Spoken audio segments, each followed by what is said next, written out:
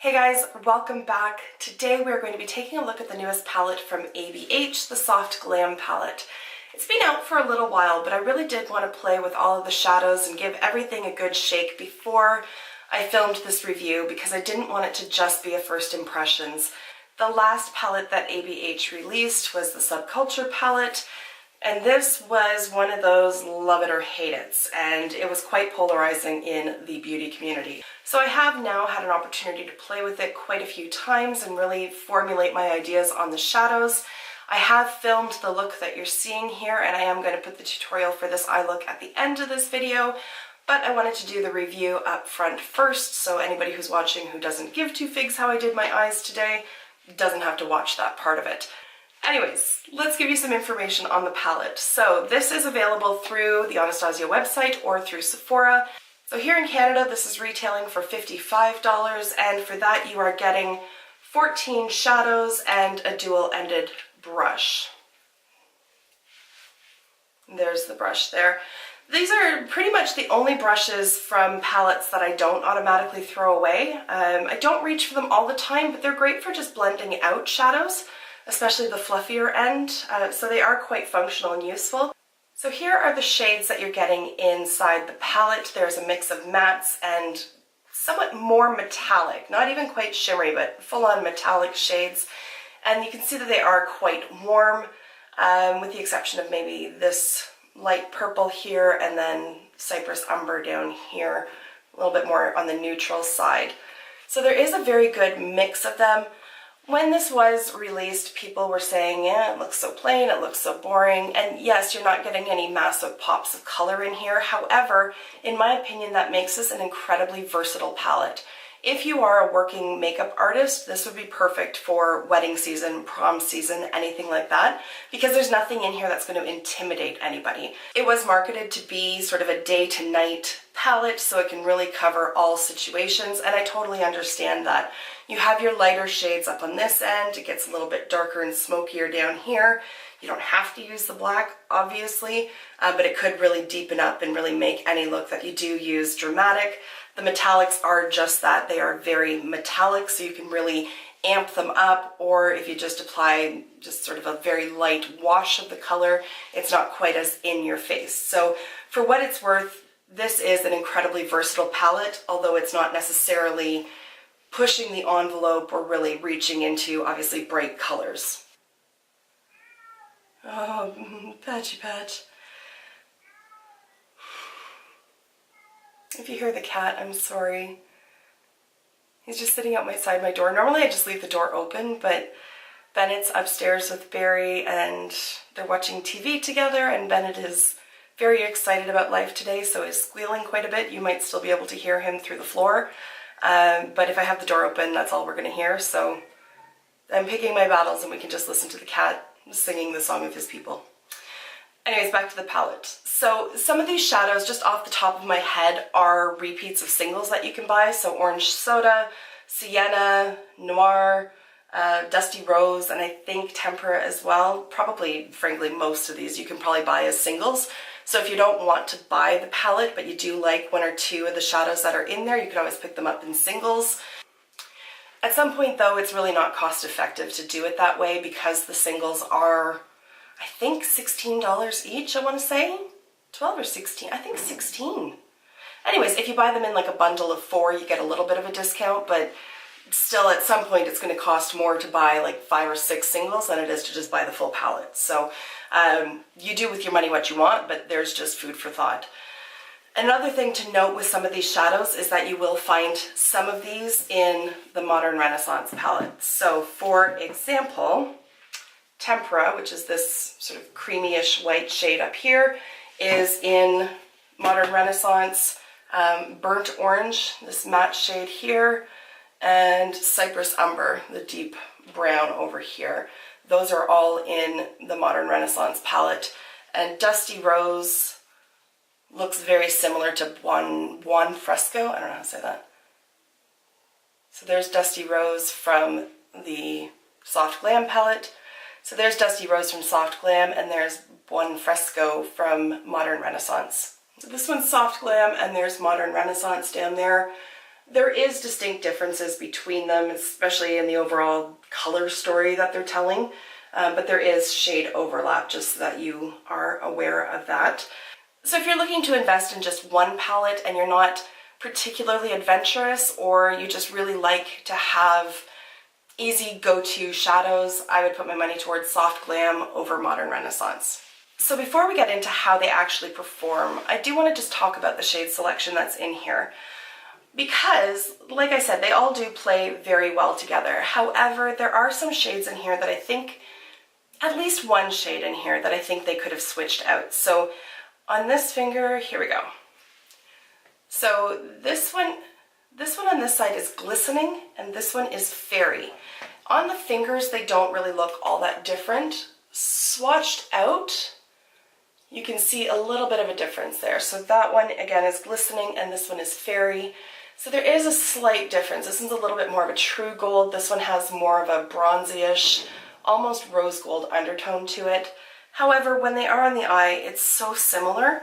I think I would have preferred if one of those was missing, and maybe something a little bit more like Primavera from Modern Renaissance gone in. In terms of the mattes, I think they are very smartly selected. You've got enough brown shades to be able to really blend anything out, including the burnt orange and then orange soda there just to add warmth to it. The red is a nice touch, and it's nice and deep and rich, so it's not overwhelming or one of those reds that can sort of verge on making you look a little bit sick. It's a nice, deep, earthy red to really sort of ground the eye look. The black, of course, is a nice added touch as well, and then Tempera up here is quite light, so for blending things out, again, it's a great shade. I think those are my thoughts on the shade selection. I think that's all I can really talk about. Now, in terms of performance, I was not one that experienced a lot of problems with Subculture, at least not with the matte shadows. I find you have to use a really light hand and really spend the time to build the color up and really blend everything out so that it doesn't end up looking muddy or just a hot mess. I am happy to report that I have not experienced any difficulties with this palette with the mattes. Now, my issue with Modern Renaissance are the mattes. The mattes in here, like golden ochre, I don't know if you'll be able to pick it up on camera. I tried to dip into it once and it crumbled in the corner there. I find that I do get a lot of kick up from these. It's nothing that turns me off of using it, it's just something to be aware of. I get a lot of kick up from a lot of my different eyeshadows. Kat Von D does it a lot. Even my Too Faced shadows do it. It's just a thing when there's a lot of pigment in there. So it doesn't really bother me, and I don't really have a heavy hand, so it's not an issue. But for me, this was the first time that I'd really experienced a lot of kick up. And so when I picked up Soft Glam, everybody kept saying, yeah, it performs like Modern Renaissance. Not as much. I find that this is easier to use than this one, but certainly with both palettes, they do blend out beautifully. So all I would say is that with ABH shadows, they just want to be touched delicately. So just keep that in mind. Don't treat them like a heathen. Love them, be gentle to them, whisper sweet nothings, and you should be fine. The only thing I would really warn you about is the metallics are a little bit crumbly in here. So Sultry, the shadow that I have pretty much all over the inner portion of my lid today, that's this one right here. I did have to press it back down into the pan. I used a brush to pick it up and little bits of it crumbled away. So I have salvaged it, but just be aware, it may be the brush selection. So this one is from Suva Beauty, it's a 350, and it's quite dense and quite narrow.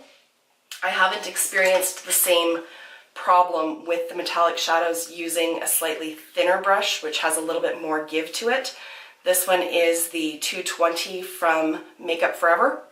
So go in with a brush that's going to be a little bit more forgiving, whereas this one is not.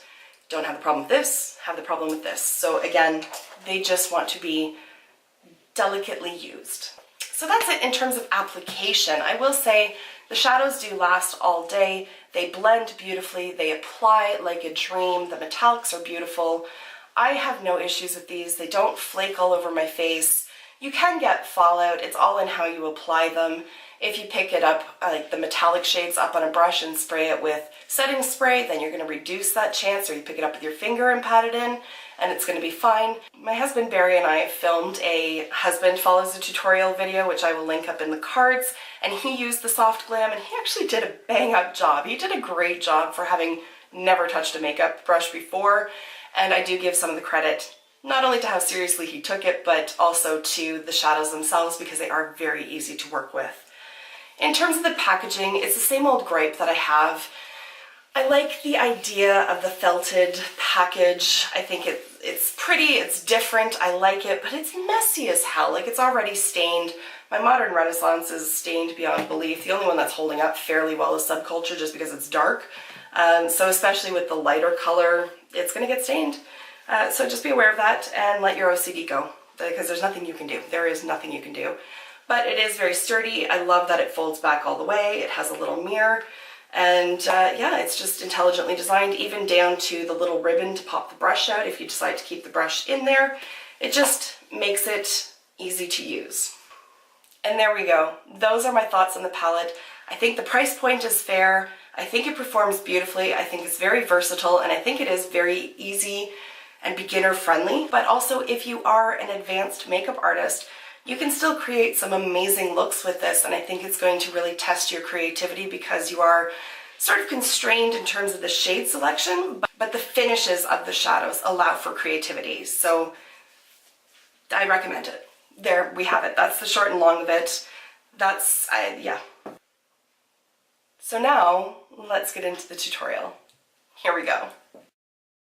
So as usual, I am priming my eyes first and then setting that base down with a mix of orange soda and tempera and just blending that all over the lid.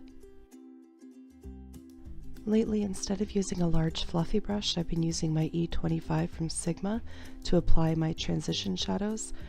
There's no real rhyme or reason to it, but I've just been enjoying the shape of this because I can get it easily into the crease, but it also still blends everything out really nicely.